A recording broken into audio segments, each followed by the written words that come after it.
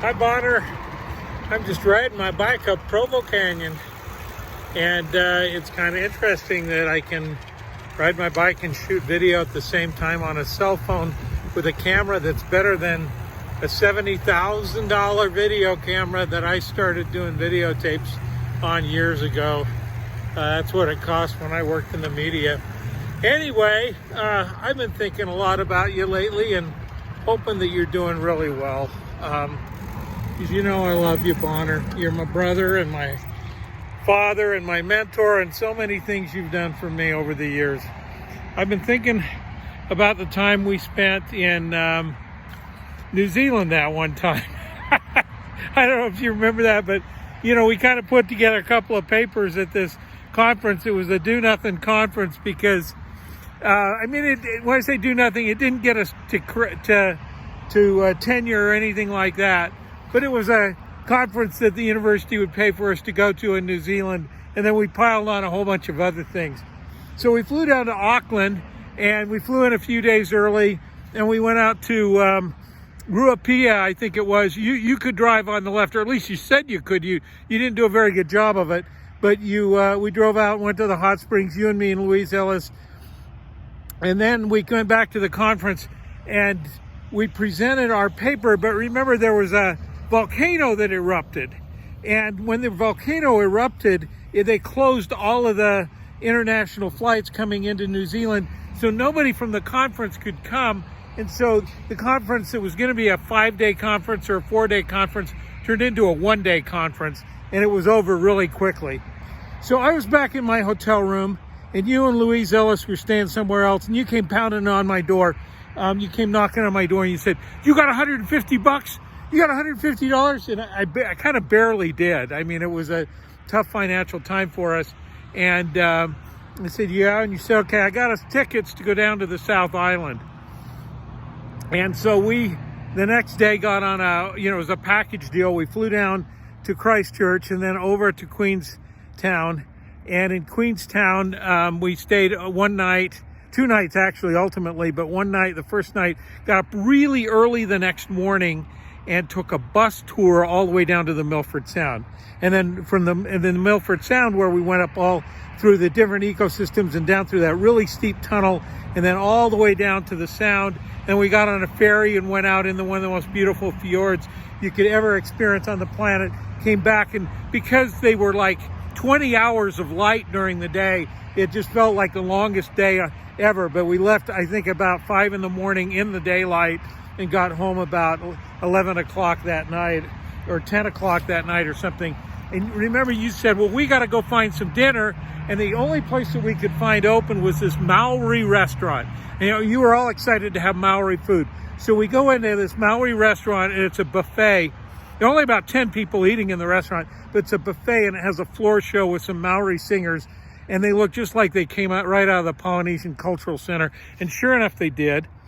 And right after the buffet, right after we were seated, some missionaries came in behind us, and they had a deal with the owner, who was not a member of the church, but he said that anytime he closes down late at night, they can come by and get their fill of food and eat the leftovers from the buffet, because they weren't going to put it on the table the next day. So we sat there and talked to these missionaries, and 2 of them were going home the next day. I mean, we were going to be like crossing paths with them in the airport. And so we arranged to meet them at McDonald's the next morning before we left. And we went over all the different things, because they were going to BYU and they didn't know what they were going to do, and they didn't know who to talk to, and they didn't know any of this.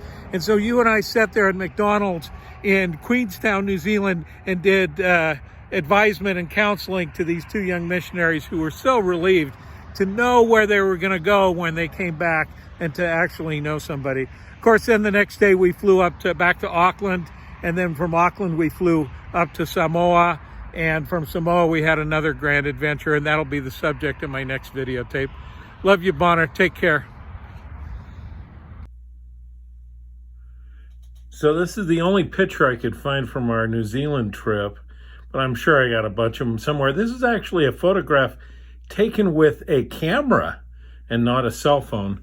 These are my kids that I left back home about the same era, to go have a grand adventure with you. So we left New Zealand, as you recall, and went to Apia, Samoa, and I was really interested in snorkeling at the time. And so I ended up missing out on some of the really fun stuff because I wanted to go to the beach and go snorkeling. But one of the things that we did when we were there is, we flew in, we stayed in Augie Gray's. We went to Saniatu, which was just a incredible experience. And then we flew from Apia to Savaii, where your father had been on a mission. And we took a taxi cab. It started during the daylight hours, but then by the time we got there, it was late at night, all the way across the island, dirt roads, and there was a hole in the bottom of the taxi cab. You could see the floor going by. And a really nice little taxi driver drops us off at that resort hotel. And it's just kind of a bunch of cement bunker bungalows out on this point. Beautiful place. I mean, just absolutely beautiful. Rocks and waves coming up and not beaches, but a beautiful, beautiful place. And we kind of check into the hotel and they send us off to our bungalows and we make our way kind of in the dark and find these bungalows and turn on the lights and the cockroaches scatter and you're in yours and Louise is in hers and I'm in mine. And then about like 5 minutes into the adventure, while I'm settling in my room, the power goes out. There's no power in the lights go out everywhere. And of course, all you can hear is the ocean crashing against the ramparts outside. And it just, and it's dark, dark, dark. And so I kind of make my way out of the bungalow and back up to the headquarters of the place, the kind of central building. And there are a bunch of people who run the hotel, Polynesians and family members and stuff, sitting around one kerosene lamp, and they're playing music and singing. And I asked the dumb question, when's the power going to be back on? And they kind of look at me like, we don't really care. And so we sat there and listened to them sing and had a great time. And a few minutes later, you showed up, but you had a flashlight. You were prepared. You had this little flashlight that you carried with you, and you were prepared, and I was not. And since then, I have always carried a flashlight with me whenever I travel because of that incident. Because that's the one thing you taught me is always bring your light. There's something profound there. Anyway, we had a great evening. We kind of slept. The next day, Louise and I found some place to go snorkeling, or maybe it was just me. I think I just went snorkeling that day. And then we got the same taxi guy to take us to the rainforest that Paul Cox had developed on that island, or had gotten a preserve on that island. And we walked and hiked through that and toured through that. It was great. A lot of fun. And then you went off and looked at lava flows and some things that your father had seen on his mission while Louise and I went snorkeling somewhere along a beach, and then we flew out. But remember when we flew in the day before and when we flew out, one of the things that was also interesting about that particular little adventure is that the pilot, these were two things. All right. When we flew over to Savaii, this is the most racist remark you've ever made. We were sitting there in this little grass airport in Apia, and there was a grass hut and a kind of a golf course like thing, and the plane lands on the golf course and turns around, taxis over. It's one of those little twin-engine Otters. And the guy running the airport and weighing us in and doing all things running the little grass shack didn't even have a shirt on him. He was just this big 400-pound Samoan friendly guy. And I remember you saying, I hope he's not flying the airplane too. And then when these two spit-polished Kiwis got out of the airplane, the pilots, you said, whoa, that's who I want flying my airplane. So that's the most racist thing Bonner has ever said. And but then we flew over and back, and on both of those flights we had the same flight crew. And remember, we had to look out the window and look for a missing fishing boat. because they didn't have air search for missing boats, and there was a fishing boat missing, and they asked us to keep our eyes peeled for it.